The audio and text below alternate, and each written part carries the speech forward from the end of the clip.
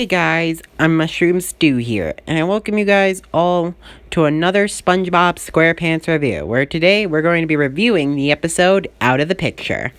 This episode I don't really like. It's one of those, unlike Code Yellow, this episode is dark too. I mean, seriously, I take back what I said about Code Yellow being the ultimate darkest episode of SpongeBob, since not all of it was dark, but this whole episode is, I changed my mind. This whole episode is the ultimate darkest episode of SpongeBob. Yes. Yeah, see, like, this episode is really dark. I mean, seriously. Mr. Krabs wanting to kill Squidward, that is literally messed up. That's something that Mr. Krabs would do. And I don't know whoever thought that idea of making Mr. Krabs, like, a brutal character and just a stingy person who doesn't even care about his employees. Seriously, over the years of SpongeBob's, Mr. Krabs has cared about his employees and cared about his business because that's what causes him to make money. I mean, he's cared about SpongeBob's, but over the time he has stopped caring about them. He's like, okay, well, whatever, I can get new employees, whatever. I don't give a crap or fuck or anything like whatsoever. Alright, so yeah. That's what I feel like. So yeah. Alright, well, yeah, I don't like how this is, like, going. I mean, seriously. I don't like how we're seeing all these characters, like, yeah. Alright? Yeah. You know what? Yeah. Because, like, here's the thing. I don't know why, because, like, yeah, like, yeah.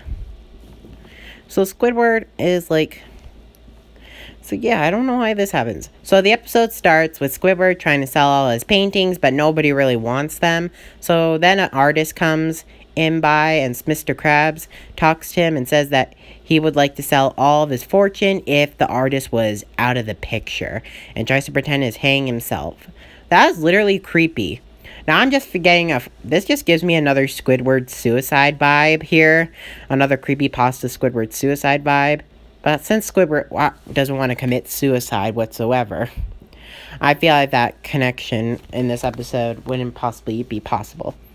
So anyways, yeah, and Mr. Krabs decides to, like, kill Squidward by sending him to all these weird places, like or maybe just sending him away. I don't know if he was intending on making him get killed, but I think just sending him far away so he can do all his artwork, like sending him to, like, to the Arctic to get a whale, which I feel like is Pearl's dad or something.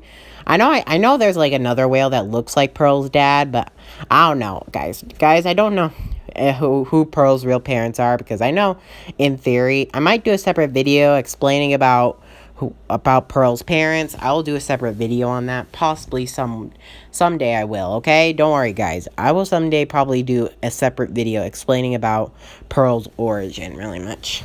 But for now, let's talk about this episode. So yeah, and the best part is they brought back Rock Bottom. Whoever thought that was filler, well, you can change your mind about that. That's no longer filler anymore, because now they're at Rock Bottom. Seriously, the return of Rock Bottom, and we're seeing the Redfish guy and seeing other characters that were from that episode, like from all the weird creatures from that episode, be in it. Oh my gosh. And, like, they were having some sort of birthday party, and they were SpongeBob's friend. One question, how does SpongeBob get back up? That's my main question. If he left because I know he had a hard time leaving the place, so how is he going to get back now? I hope he had brought another glove balloon, because I hope he did. Because I want to know how they're going to actually get back up, because that place is not really an easy way, and the Bless is kind of a big, like, I'll tell you, a big fat jackass, whatever, I tell you. So, yeah. Yeah. Yeah. And, yeah. So, yeah. So, yeah. I mean, yeah. I know, but, yeah, but, like, it's true. I mean, yeah, but it's really good. So, it's, like, literally so hard. I don't know. Now, back to the episode. So, yeah, and then they go back up to, like, whatever they were at. Like, then they go back up. Like, I mean, they come back for some reason, okay? With cartoon logic, I don't know. Screw cartoon logic. Screw it. Now, back to the episode. So, yeah, I love that. That was my favorite part. Yeah. And and then he sent him to Mars. So, yeah, he sent him to Mars. And, yeah. And I feel like there were like a lot of aliens who I feel like could possibly be like Plankton's cousins. I don't know. They might probably not be, but I feel like they would be just because they have one eye. But note that not but just because they have one eye doesn't mean they're Plankton's cousin. I know, but they look greenish and like one eye. I just feel like they could possibly be like secretly Plankton's cousins who are aliens, who probably are aliens. I don't know, because we don't know really the whole truth of Plankton's family or his origin. I mean, we know like a lot about his origin. Like, actually changed my mind. We already know about that. He lives with his cousins, and some of his family members got eaten by whales. So yeah, I know. So yeah, and then yeah, and then he comes back. He comes back from whatever the world he came from. I think it was like some spaceship, but he was eaten. I know, but yeah, and he spat him out, and yeah, and then this is where like I feel like this is just the creepiest and darkest thing I would ever have seen. Seriously, I'm not joking. This what I was seeing would never be seen again. It's like I'm seeing a creepypasta.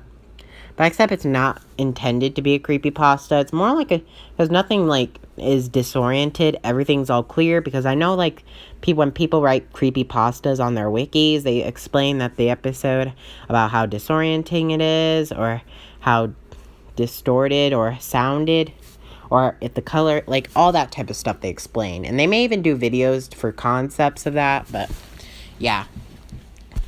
Oh yeah, but yeah. And then, like, yeah. And then he had a hammer, and, well, I think it was a mallet, and he tried to smash Squidward, knock him out with it.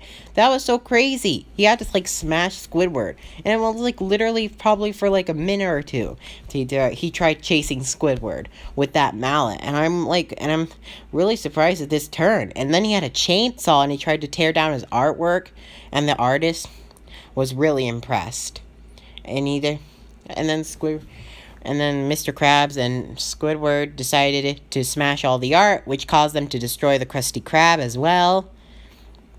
And yeah, I did not like this episode. I don't like how dark themed this episode really was. I don't really like Patrick Scoopon either, because the voice actor of Uncle Grandpa is there. Seriously, I do not like how the voice actor of Uncle Grandpa had to appear in this episode. I mean, it makes perfect sense since they both sound like Patrick and all. But I mean, seriously, I hate Uncle Grandpa. I want him to die.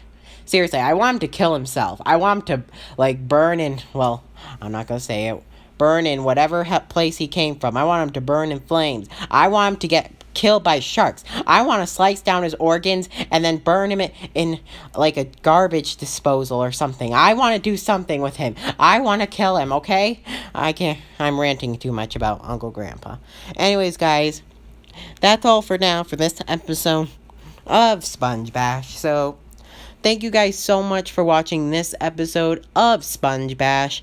If you enjoyed it, please go ahead and bash that like button. And if you're new to my channel, please go ahead and shoot that subscribe button.